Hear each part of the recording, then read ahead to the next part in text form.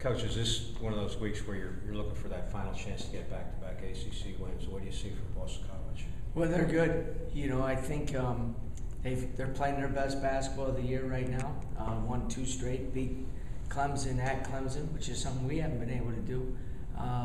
And when you look, there's a lot of parallels between the 2 programs. They're young and have done a really good job of staying in games and almost stole a couple, similar to us. They've lost a couple last possession games. So they're good. I think Hanlon is as good a freshman as is in this league. So you have to play extremely well, especially when you're on the road. 3-guard lineup for them. How does the matchup work for Georgia Tech? Well, there'll be a lot of switching and different things like that. So every one of our perimeter players is going to have to know the strengths of their perimeter players. They play a lot of different guys on the perimeter that can do different things. So you have to really be well focused and concentrated in order to defend them. Of course, Anderson, he leads them in scoring, leads them in rebounding, so he's someone you really have to concentrate on. Yeah, he's really good because he's so versatile. He can score inside. He's hurt us inside in the past. He can step out and knock down a 15, 17-foot jump shot.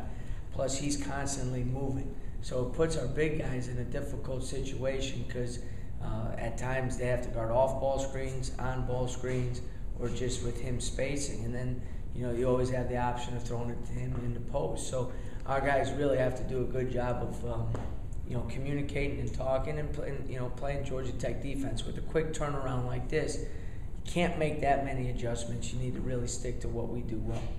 And of course, this is a big game in terms of the seeds for the tournament too. Well, yeah, and if you look at the numbers, maybe not so much. If you look at the scenarios, it's almost guaranteed that we play them again, it looks like. You know what I mean? Yeah. We haven't played a team in our league for 3 months, and now we may play them twice in 5 days. But it's at this point, the seeding is irrelevant, to be honest with you. At this point, it's a chance for us to get our 7th conference win. They're playing for their 7th conference win, and to build some momentum going into Greensboro. And for us to take another step to come off a high-quality win and maintain that same type of focus and intensity that we played with last night. Coach, you mentioned they're playing their best basketball, but it's kind of hard to think you guys aren't playing your best after a win like last night. We're playing pretty well right now, and would I say we're playing our best basketball this season? Yeah, we are. Even though we go through phases and stretches in games where maybe we're not, if you look at the big picture over the last 13 games, let's say, or 12 games, I think we have played steadily better throughout the season, which is good. We're starting to get some more definitions on roles in terms of what guys can do, where they can really help us. Guys are starting to embrace those. I thought our bench again yesterday was tremendous, which is something that's so important for us to be successful. Some guys stepped up and made some big plays, and maybe the bench numbers weren't gaudy and eye-popping. Some of the plays that they made, Brandon Reed's defensive rebound to a throw ahead to Chris Bolden for a 3-point play layup, that was a huge play in that game.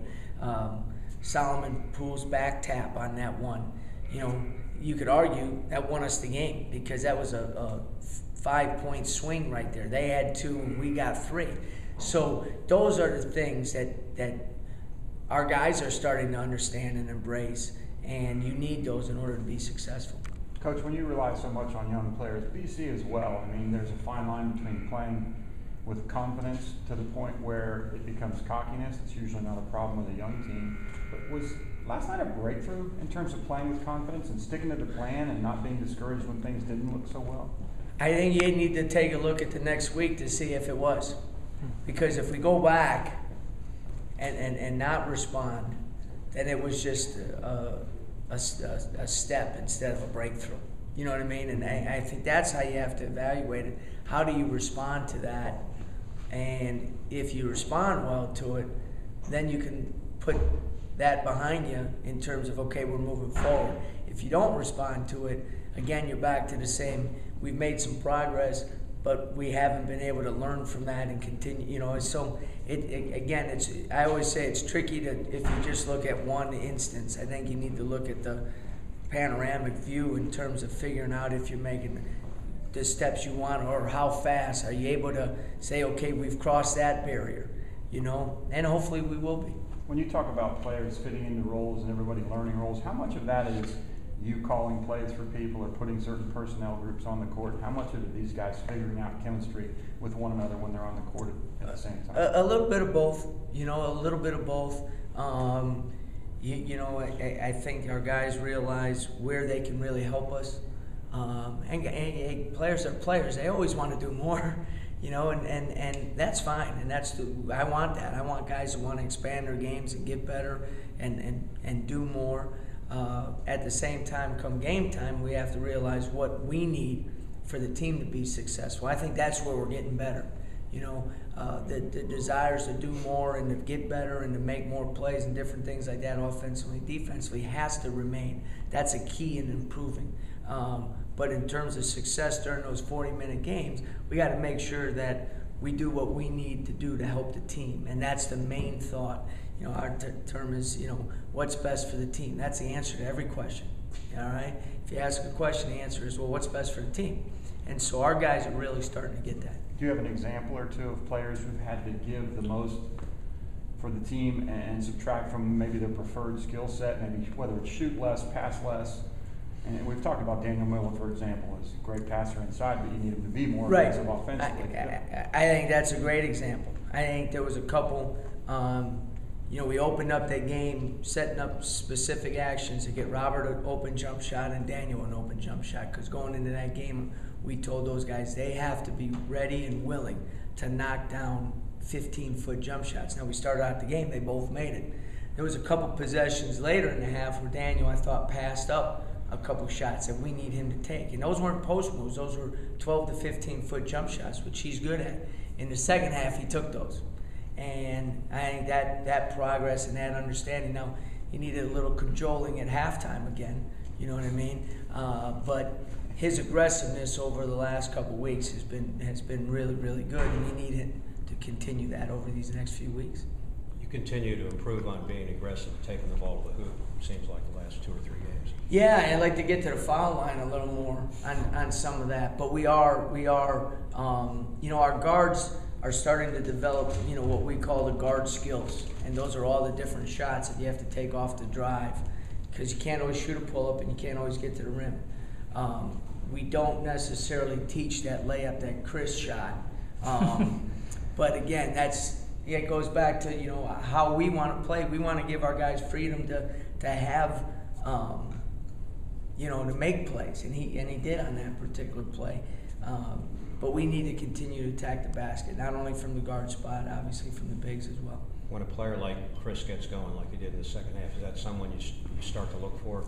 Yeah, we ran some actions for him. I thought he responded well. We didn't call the bank shot off the back, you know, off the backboard from the corner, but sometimes, you know, you need some of those shots.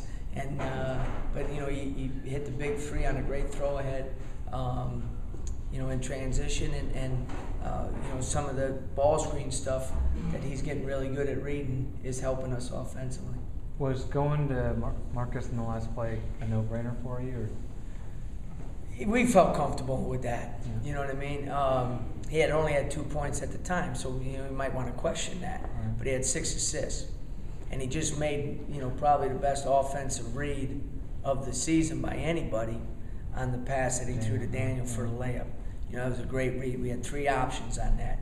He checked off. It was like a quarterback. He checked off the first, checked off the second, and the third one was open. I just felt good with the ball in his hands. In addition, I wasn't going to give Larkin an opportunity to make a game-winning play on the defensive end. Right. He's their best defender. You know what I mean? And yeah, so sometimes it's not just who you're going to; it's who you want to stay away from. Right. Huh.